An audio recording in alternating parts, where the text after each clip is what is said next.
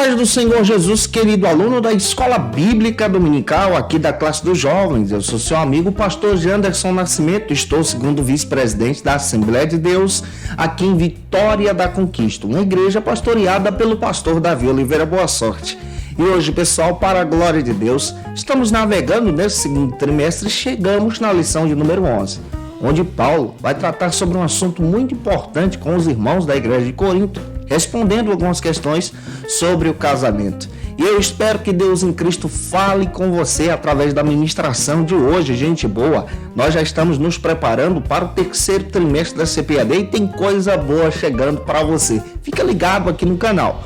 Você que está chegando por aqui hoje pela primeira vez, aproveita, se inscreve no nosso canal, passa a ser um dos nossos alunos, deixa aí o teu likezinho, o teu joinha, porque com isso você ajuda muito a gente a falar de Jesus, a alcançar mais vidas para Cristo e, claro, exaltar ao Senhor em tudo. Deixa aí também o teu comentário, hashtag Glória a Deus, e participe conosco nessa ministração.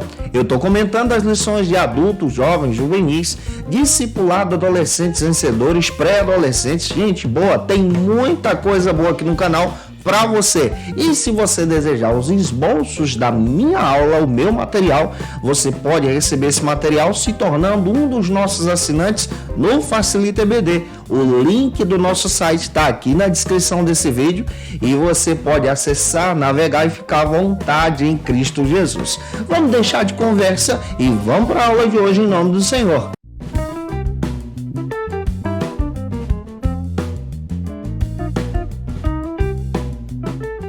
Hoje nós chegamos na lição de número 11 aqui da classe dos jovens, com o seguinte tema: Paulo responde questões a respeito do casamento.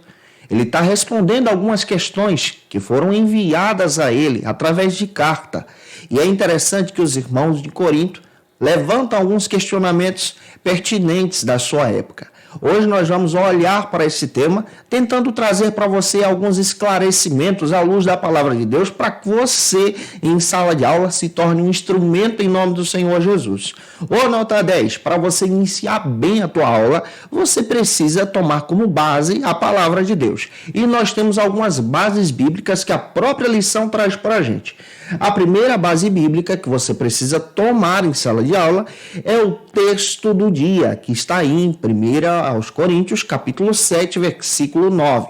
Faça essa leitura, tá? Em sala de aula. Apresenta também a síntese, que está logo abaixo aqui, e o nosso endereço bíblico da aula de hoje. A nossa leitura bíblica em classe está no capítulo 7 da primeira carta que Paulo escreveu à igreja de Corinto, versículo 1 ao 14. Dica básica: faça essa leitura compassadamente com os teus alunos em classe.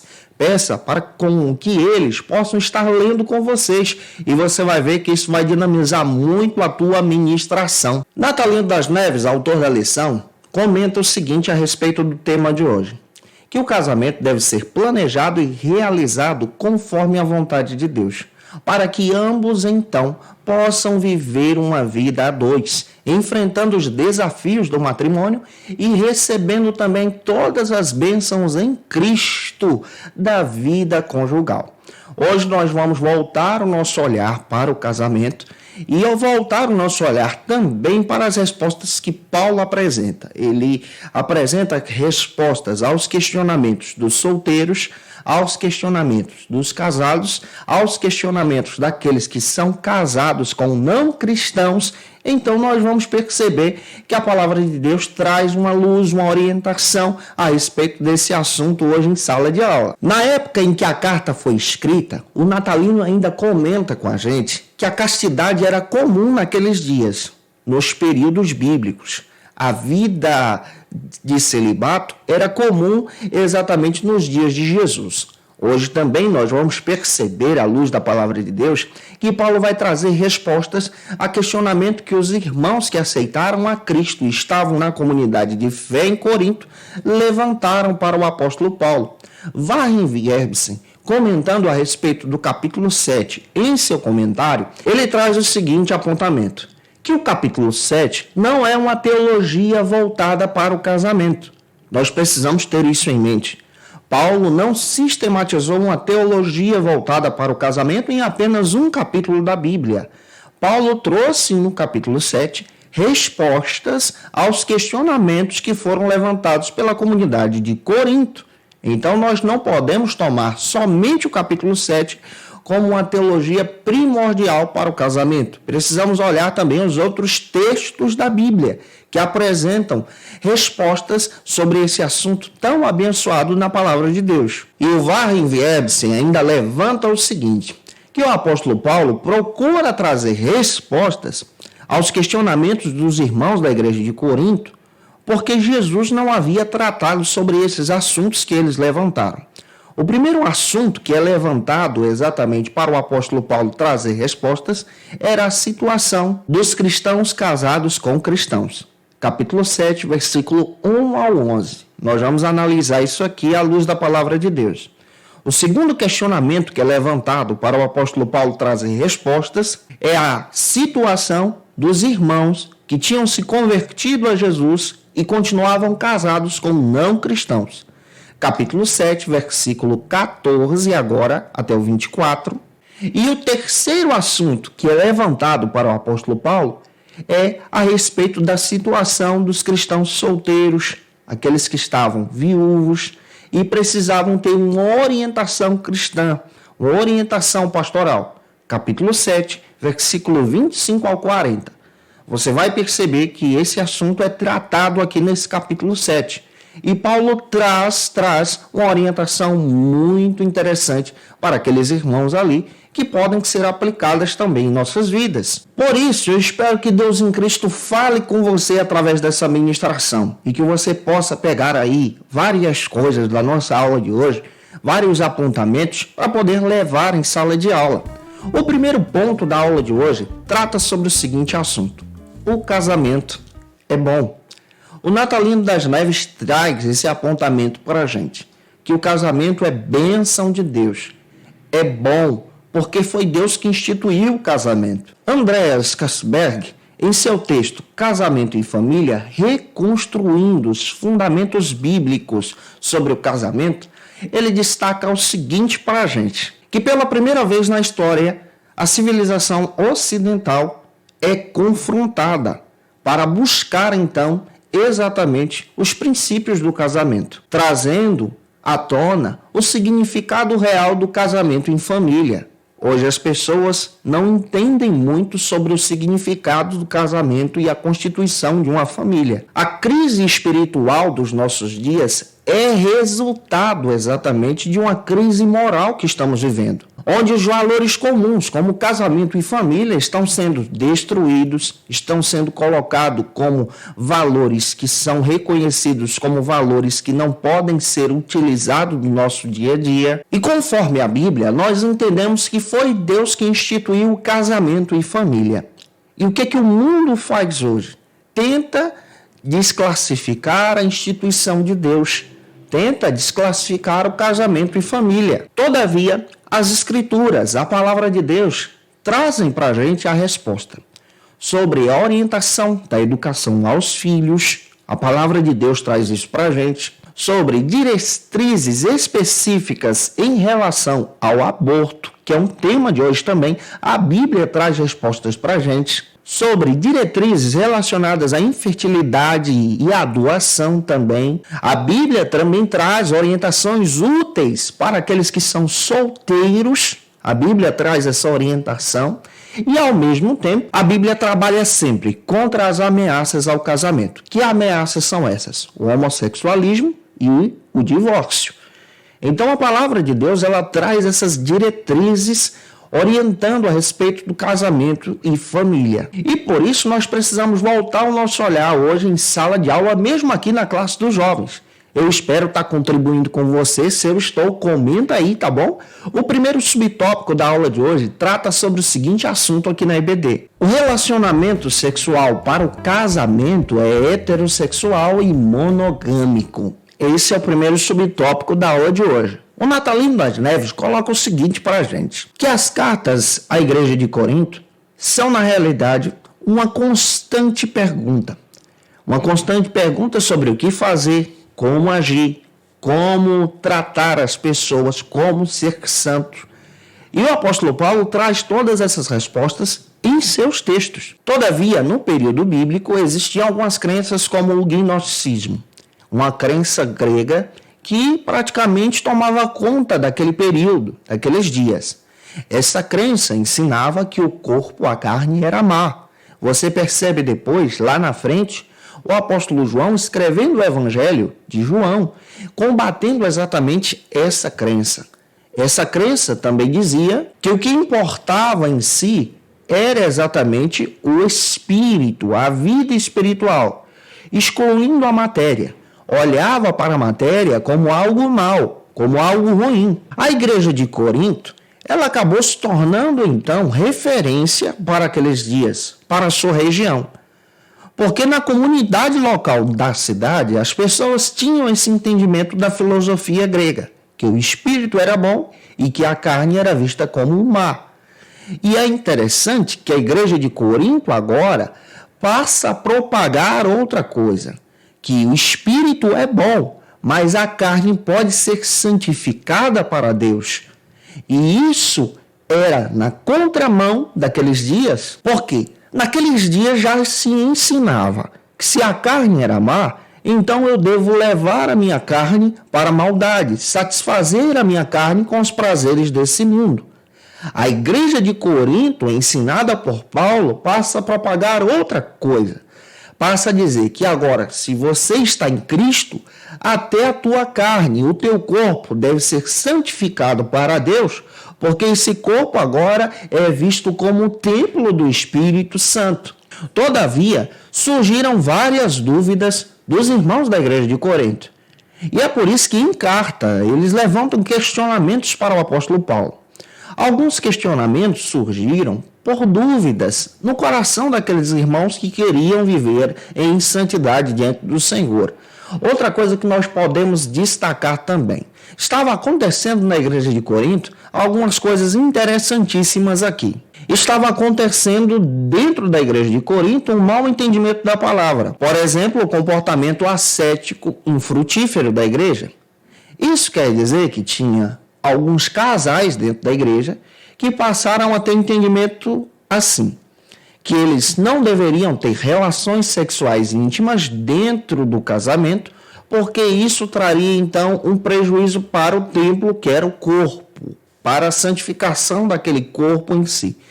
E isso estava gerando um problema, porque os casais já não estavam tendo relações íntimas aqui. E por isso, Paulo traz um esclarecimento no capítulo 7. Outra coisa que está acontecendo também na igreja de Corinto aqui pelo mau entendimento, e aqui agora Paulo está esclarecendo.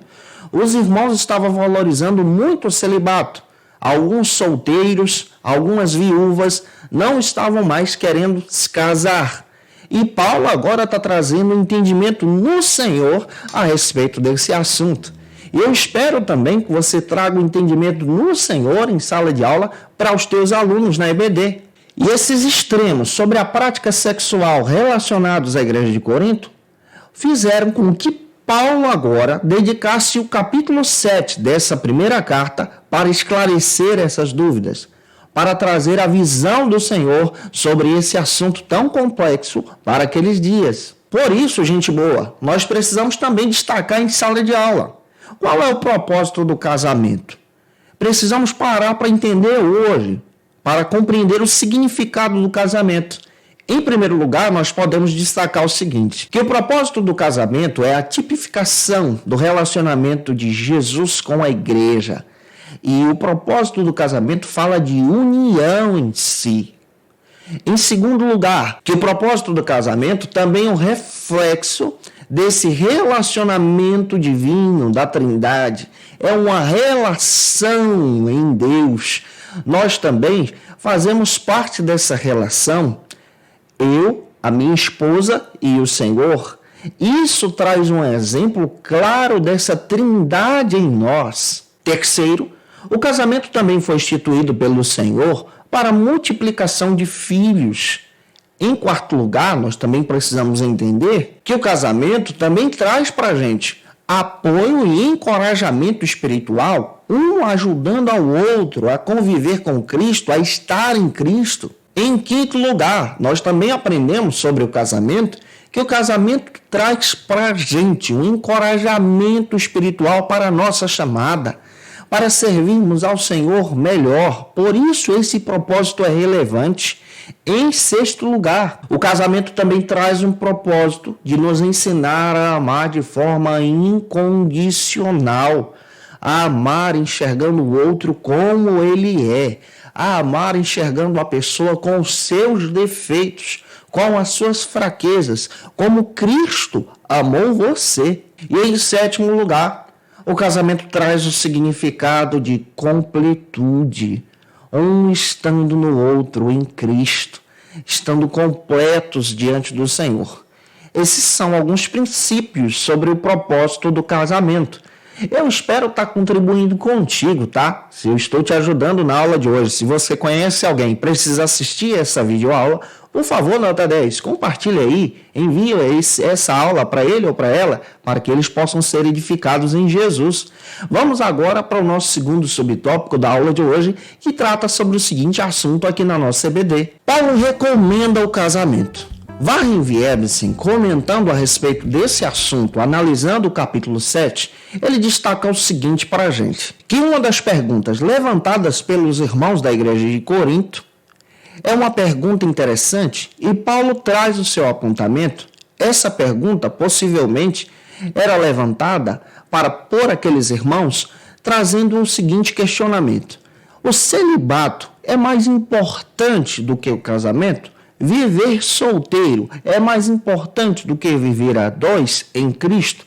Paulo, então, traz essa resposta de forma clara. Paulo diz que é bom viver solteiro quando o homem, a pessoa, tem em si o dom do celibato.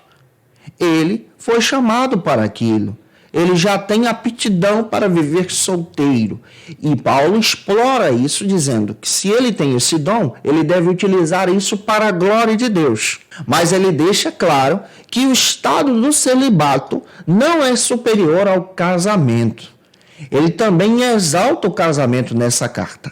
Ele diz aos irmãos da igreja de Corinto que o casamento é relevante, porque um edifica o outro em Jesus. Natalino das Neves destaca que Paulo orienta aos irmãos que seria bom que o homem não tocasse em mulher, pois ele tinha um entendimento que a igreja de Corinto deveria aproveitar com urgência esse estado do celibato para pregar e propagar o evangelho, para apresentar a mensagem de Cristo de forma espiritual, de forma rápida, ao alcance dos corações. Todavia, por causa da prostituição que a cidade de Corinto vivia, Paulo então orienta aos irmãos da igreja de Corinto, aqueles que não tinham o dom do celibato, se casar, pois o prazer sexual e a bênção do Senhor estavam sobre o casamento. Então ele orienta os irmãos da igreja de Corinto a buscarem também o casamento, para estarem em paz com Deus. Contudo, Paulo também reconhece que existiam poucas pessoas com condições assim, espirituais, psicológicas, para poderem entrar num casamento. Igualmente hoje, existem poucos jovens que têm condições morais, condições físicas, condições financeiras para entrar no casamento de forma madura diante do Senhor. E Paulo reconhece que a prática sexual deveria ser sim explorada dentro do casamento, que o marido deveria conhecer exatamente a sua esposa, que a esposa também deveria conhecer o seu esposo em Cristo, e isso era permitido dentro da aliança e debaixo da bênção do casamento.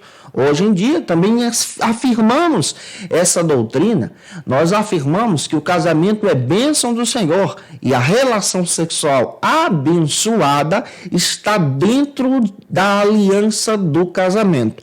Fora disso, conforme a Bíblia, é visto como fornicação. Warren Wiebensen comenta o seguinte, que o propósito do casamento aqui apresentado por Paulo é para combater a fornicação, a prostituição e a homossexualidade.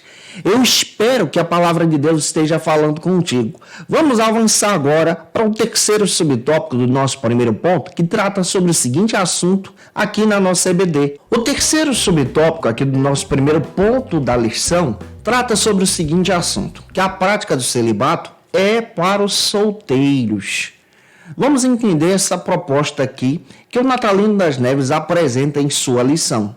O Natalino comenta o seguinte, que alguns membros da igreja de Corinto, pela falta do entendimento da palavra de Deus, eles começaram a entrar na prática da abstinência sexual, para poder então ter uma vida santa. Porém, estavam abandonando uma vida de intimidade dentro da congregação, tendo o entendimento que aquele que era solteiro no Senhor era mais santo.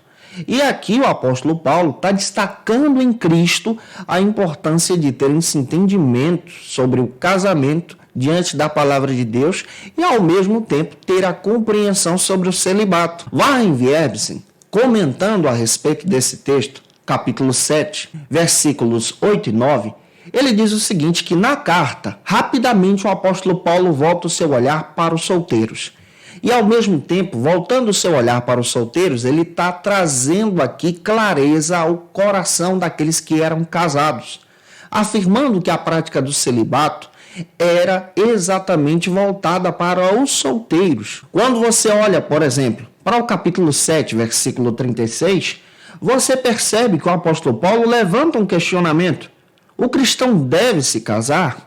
O Warren Wiersbe, comentando a respeito desse contexto aqui, ele afirma que várias jovens da igreja de Corinto estavam ficando velhas e não estavam querendo se casar por temer entrar na prática do casamento, na situação do casamento e estarem pecando diante do Senhor. Paulo agora começa a esclarecer à luz da palavra, trazendo exatamente as verdades de Cristo sobre esse assunto. E ele começa a levantar uma série de fatores, instruindo o cristão que não tem o dom do celibato a entrar no casamento, a entender que é importante se casar sim no Senhor. E como um verdadeiro pastor, ele traz um aconselhamento pastoral para aqueles que desejam se casar. De repente aí o teu aluno não tem o dom do celibato. Eu acredito que muitos vão até comentar isso com você. Se ele não tem e ele deseja se casar, é importante você trazer essas orientações que o apóstolo Paulo traz. A primeira orientação trata sobre o seguinte assunto. Capítulo 7, versículo 25 ao 31. Que é importante, antes de entrar no casamento, considerar as circunstâncias em que você está vivendo, qual é a tua situação financeira, como você está caminhando no Senhor. Em segundo lugar, capítulo 7, versículo 32 ao 35, é necessário encarar a realidade. Quando você entra no casamento, você também assume responsabilidades. E a responsabilidade deve ser considerada uma responsabilidade para com o Senhor e para com a pessoa com que você estará se casando. E dentro das responsabilidades entram responsabilidade financeira, responsabilidade de honestidade, responsabilidade de cuidado, trato e carinho. Em terceiro lugar, capítulo 7, versículo 38 e 39, Paulo também orienta dizendo o seguinte, que é necessário considerar cada situação. Por que ele trata isso? Necessário considerar cada situação. Porque existiam pessoas dentro da igreja de Corinto que tinham o dom do celibato e existiam pessoas dentro da igreja de Corinto que não possuíam o dom do celibato, que desejavam se casar, mas por falta do entendimento, tinham medo de entrar dentro de um casamento por pensarem que estavam pecando contra Deus. E em quarto lugar, capítulo 7 da primeira carta, versículo 39 e 40, Paulo também traz outro aconselhamento, dizendo para os irmãos que o casamento era algo especial. E aquele que entra no casamento entende que é algo para a vida toda. Então não há possibilidade e abertura para o divórcio dentro do casamento na orientação paulina. Então, observe essas responsabilidades que ele destaca. Eu espero que Deus em Cristo esteja falando contigo diante do Senhor. Se eu estou te ajudando, deixa aí o teu likezinho. Vamos agora, nota 10, para o segundo ponto da aula de hoje, que trata sobre o seguinte assunto aqui na nossa EBD: a indissolubilidade do casamento. Esse segundo ponto procura trazer para a gente que o casamento não pode ter fim, não pode se acabar, não pode entrar pelo caminho do divórcio. É interessante observarmos isso aqui, que o casamento é um matrimônio permanente. diante do Senhor. Uma vez que o homem ou mulher entram no casamento, eles criam um vínculo diante do Senhor que é inacabável. Mateus capítulo 19, versículo 6. E precisa respeitar e considerar essa aliança diante de Deus. Diante disso, vamos para o primeiro subtópico que trata sobre o seguinte assunto aqui na nossa EBD. O ideal do casamento. O Natalino das Neves levanta a seguinte consideração aqui no seu texto da lição. Com base em Gênesis 2:24, o ideal é que o homem constitua então o casamento e tenha uma família e ambos, homem e mulher, sejam felizes no Senhor. Esse é o ideal. Todavia, para falar sobre a separação ou término do casamento, o apóstolo Paulo toma como base aquilo que Jesus disse, trazendo uma orientação para os irmãos da igreja de Corinto, com base nos ensinamentos que ele ouviu do apóstolo Pedro, escritos aí e apresentados em Gálatas capítulo 1, versículo 18 e 19. Ele registra que ele ouviu esses ensinamentos do apóstolo Pedro. Na carta, nós percebemos que Paulo afirma aquilo que está exatamente apresentado lá em Marcos, capítulo 10, versículo 12 ao 11.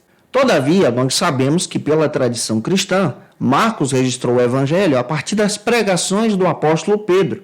Então, nós temos um entendimento bíblico que Paulo trata sobre esse assunto a partir dos ensinamentos de Pedrão, onde o texto apresenta Jesus discutindo com os fariseus a respeito do assunto do divórcio.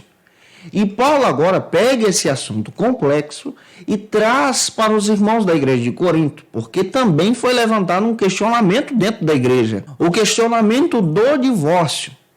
Sobre a situação, por exemplo, de algum irmão ou irmã que aceitaram a Cristo e foram rejeitados por aceitarem a Cristo dentro do seu casamento, pois o seu cônjuge não quis mais permanecer com ele por causa da fé. Paulo agora traz essa orientação.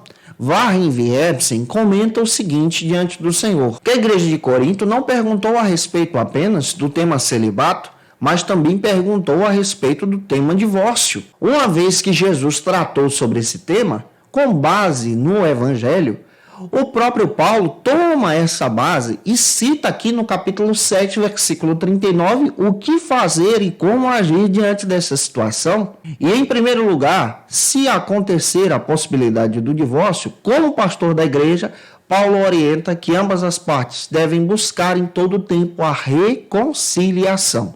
É necessário buscar a reconciliação, tratando o casamento como um princípio ideal.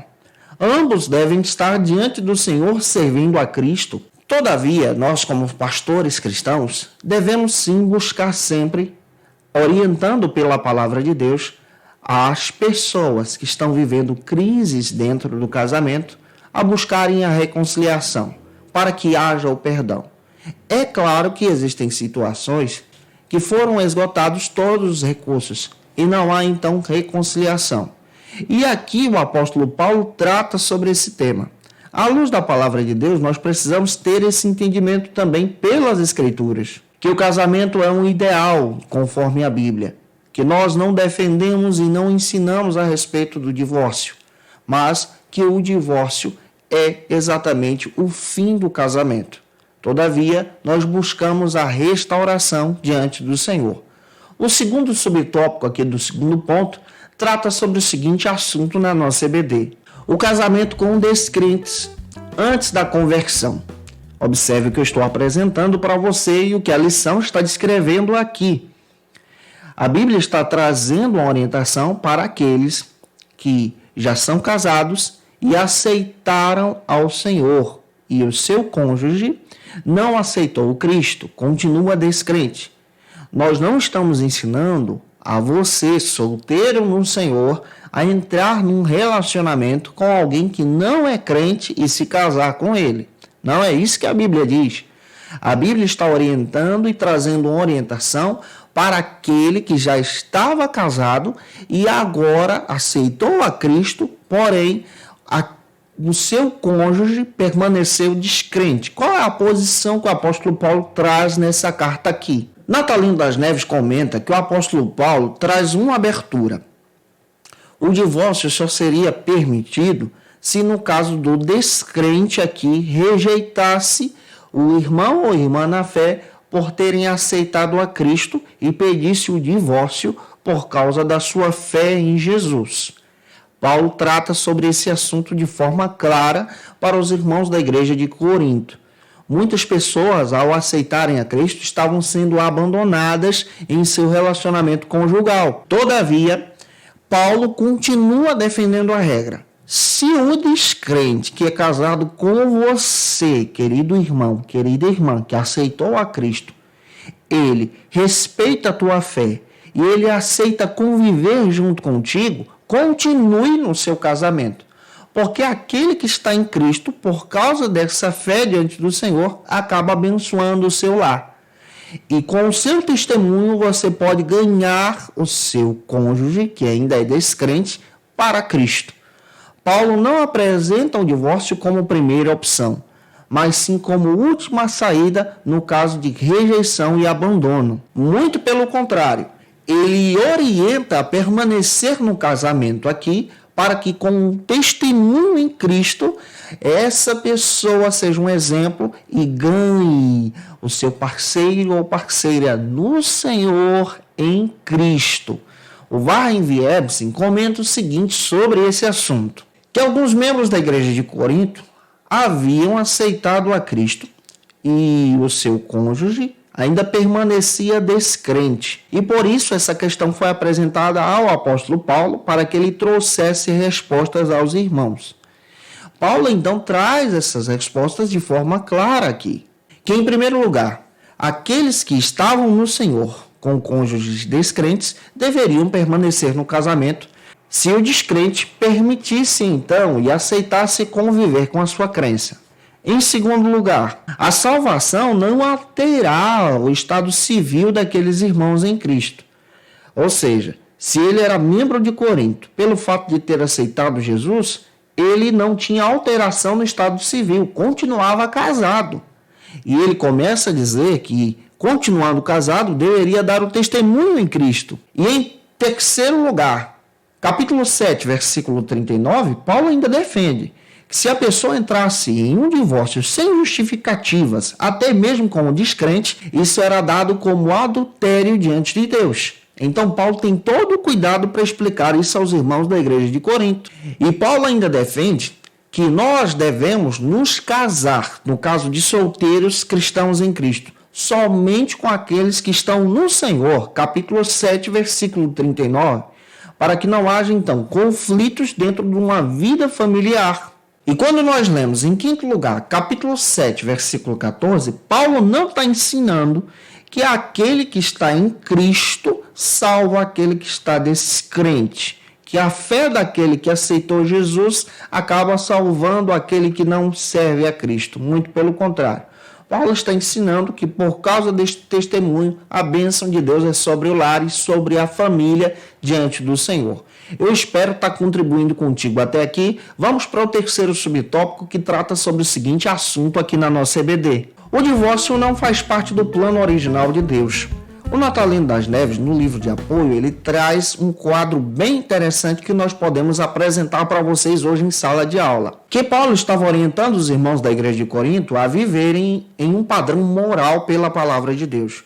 Todavia, hoje em dia, as pessoas não têm mais essa visão de viver por um padrão moral da palavra de Deus. Somente aqueles que querem ter um relacionamento com Jesus vivem esse padrão. Infelizmente, existem pessoas que enfrentam crises no casamento e a única saída que eles encontram é desejar a morte do seu cônjuge para que ele então entre em outro casamento. Essa pessoa não foi liberta em Jesus que faz isso.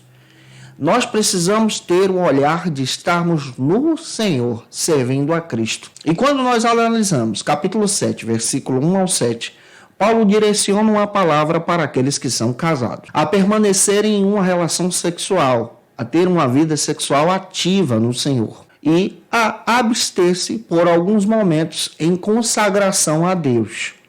Em segundo lugar, versículo 8 e 9. Paulo agora volta o seu olhar para aqueles que estão descasados e ele orienta a permanecerem solteiros. Porém, Ele também traz uma orientação, se houver oportunidade, a se casarem de novo, no caso de pessoas que foram rejeitadas por causa da sua fé. Outra coisa que nós percebemos aqui, versículo 10 e 11. Para aqueles que estão casados, ele orienta o seguinte, que os irmãos devem permanecer como estão, mesmo casados com pessoas não crentes. E, ao mesmo tempo, ele traz essa palavra para aqueles que são casados com crentes. Se houver o caso do divórcio, que essas pessoas, então, não se casem novamente. Versículos 12 ao 16. Paulo volta o seu olhar agora para pessoas que são casadas com não cristãos, a permanecerem como estão. E se houver a possibilidade, estar em santificação diante do Senhor. Mas, se essa pessoa for rejeitada, for excluída, agredida, Paulo então orienta a separação. Versículos 17 ao 24 desse capítulo, Paulo volta o seu olhar agora para judeus, pagãos e escravos, a ter um entendimento também sobre o relacionamento diante do Senhor, e ele orienta a permanecerem no Senhor e aproveitar a oportunidade que estão tendo para falarem de Cristo. Se eles estão solteiros no Senhor, se estão, no caso, vivendo a viuvez, aproveitarem esse celibato para falarem de Cristo, para anunciarem o Cristo. Versículos 28 ao 38, ele volta o seu olhar também para os viúvos e viúvas para permanecerem sem se casar. Mas se houver a possibilidade, que se casem, também sirvam ao Senhor, assim como no versículo 39 e 40. Então, Paulo traz diversos aconselhamentos aqui para a igreja de Corinto sobre esse assunto que é complexo. Então, tenha um cuidado também de apresentar esses textos que estamos descrevendo para vocês em sala de aula, para com os teus alunos. Avançando agora, vamos então para o nosso terceiro ponto, que trata sobre o seguinte assunto aqui na nossa EBD. Nesse terceiro ponto, Natalino das Neves traz para a gente um assunto muito importante para ser tratado em sala de aula, que o casamento não pode ser utilizado como fuga. Muitos jovens cristãos estão entrando no casamento para fugir das suas responsabilidades. Hernandes Dias Lopes, comentando em seu texto, no comentário dele sobre o capítulo 7, ele destaca algumas coisas importantes sobre o casamento. A primeira é que Paulo procura responder, com base na carta, as perguntas aos irmãos da igreja de Corinto. Em segundo lugar, Paulo não esgota todo o assunto sobre o casamento apenas aqui no capítulo 7. Em terceiro lugar, alguns críticos dizem que Paulo não estava inspirado no Senhor ao tratar sobre esse assunto com a igreja de Corinto. Em quarto lugar, Paulo, tratando sobre esses assuntos, está lidando com alguns questionamentos que o Senhor não apresentou aos discípulos aqui. E em quinto lugar, Paulo direcionou conselhos a 3 grupos da igreja de Corinto: para os casados com não crentes e os solteiros no Senhor. E o primeiro subtópico da nossa lição trata sobre o seguinte assunto aqui na nossa EBD. O casamento não pode ser utilizado como fuga para a solidão. Tem muita gente que é jovem, que serve a Cristo, que procura entrar no casamento com medo de permanecer sozinho para o resto da vida. O Natalino das Neves comenta o seguinte para a gente: que o casamento nunca foi e nunca será a ausência de solidão. Tem pessoas que estão casadas e que vivem só, pois não possuem uma boa convivência entre si. Existem vários jovens que se sentem solitários em relação à sua família, em relação aos seus amigos, e procuram o escape do casamento para poder então ter essa solidão saciada no casamento. E existem também problemas que podem ser gerados dentro do casamento. Vamos listar aqui 4 problemas de solidão dentro do casamento que podem existir se isso não for resolvido com você antes de entrar dentro de um relacionamento mais sério como o casamento no Senhor. Por exemplo, se você está casado, você precisa também ter esse entendimento que pode estar vivendo o período e o processo da solidão. Você e o seu parceiro, em primeiro lugar, são íntimos. Você consegue se lembrar de um momento de intimidade com o seu esposo ou esposa no Senhor? Em segundo lugar, olhando para os problemas de solidão que podem ser gerados também dentro do casamento. Será que você e o seu cônjuge compartilham as suas rotinas diárias, no final do dia a dia? conversando entre si, batendo um papo. Existem pessoas que não conseguem fazer isso dentro do casamento. Em terceiro lugar, você esqueceu de datas especiais? Isso traz para o coração do cônjuge uma grande solidão quando isso não é respeitado, quando isso não é honrado. Em quarto lugar, o seu parceiro ou parceira não quer mais a sua ajuda. É por isso que nós precisamos ter esse entendimento diante do Senhor. Existem casais que estão casados, mas vivem sozinhos, solitários. Existem jovens que são solitários e querem entrar num casamento sem resolver esse problema diante do Senhor para poder saciar a sua solidão. Nós precisamos entender que o casamento é um vínculo, é uma aliança, é uma bênção de Deus e nós precisamos estar com a vida resolvida para entrar em aliança diante do Senhor com a pessoa amada. Um segundo subtópico aqui do terceiro ponto trata sobre o seguinte assunto aqui na nossa CBD. O casamento não pode ser usado como fuga para a tentação sexual. Tem uma galera que quer entrar no casamento somente para saciar o seu desejo sexual. Somente para saciar uma necessidade física. E, infelizmente, muitos divórcios estão sendo gerados porque não há um vínculo, não há uma aliança. Tem muitas pessoas, especialmente os jovens, que pensam que entrar dentro do casamento é ter uma relação sexual sempre que desejarem, sempre que quiserem. Não é bem assim. Ambos precisam estar bem, tendo uma aliança no Senhor. Precisa haver o romantismo dentro do lar. E o Natalino das Neves comenta pra gente que o casamento não pode ser uma decisão tomada de qualquer maneira. É uma escolha muito séria e não pode ser tomada para saciar uma necessidade. Quando nós lemos 1 Coríntios capítulo 7, versículo 3 ao 5, nós entendemos que o casamento não é uma garantia de satisfação sexual sempre que você desejar. O próprio apóstolo Paulo orienta os irmãos casados a terem momentos de abstinência para se consagrarem ao Senhor. E o que é necessário para os solteiros vencer então a tentação sexual? Para poder entender a respeito do casamento. Em primeiro lugar, é necessário ter uma vida pura em pensamentos diante de Cristo, Colossenses 3:2. Em segundo lugar, 1 de Pedro 4:1, vencer a carne.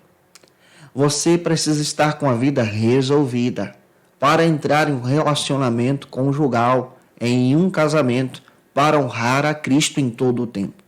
O casamento não é o escape da sua tentação sexual, mas o casamento é uma aliança diante de Deus e possui bênçãos e frutos espirituais em Cristo, relacionados ao matrimônio. Em último lugar, vamos então para o terceiro e último subtópico que trata sobre o seguinte assunto aqui na nossa CBD. O casamento não pode ser utilizado como fuga para as dificuldades da vida. Muito bem colocado pelo autor da lição, o pastor Natalino das Neves. Com base em João 16:33, na vida nós teremos dificuldades e aflições.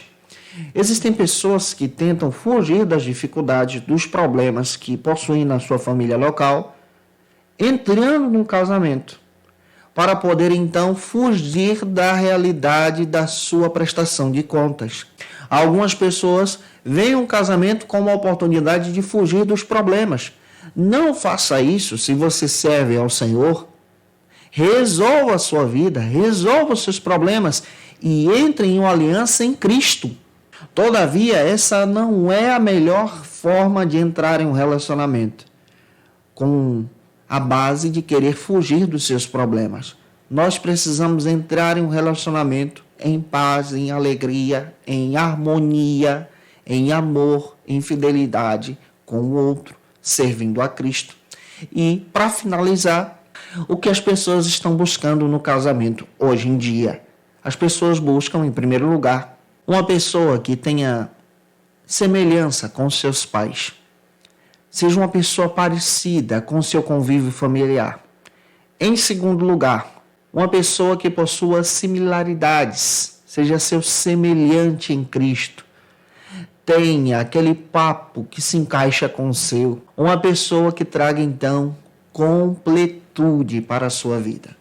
Que você em Cristo encontre, se você está solteiro, uma pessoa que possa te ajudar diante do Senhor, te fortalecer em Cristo. Que você seja abençoado e tenha um casamento feliz diante do Senhor. Se você é casado, que a bênção de Deus esteja sobre você. Eu espero que essa palavra possa ter contribuído com vocês hoje em sala de aula.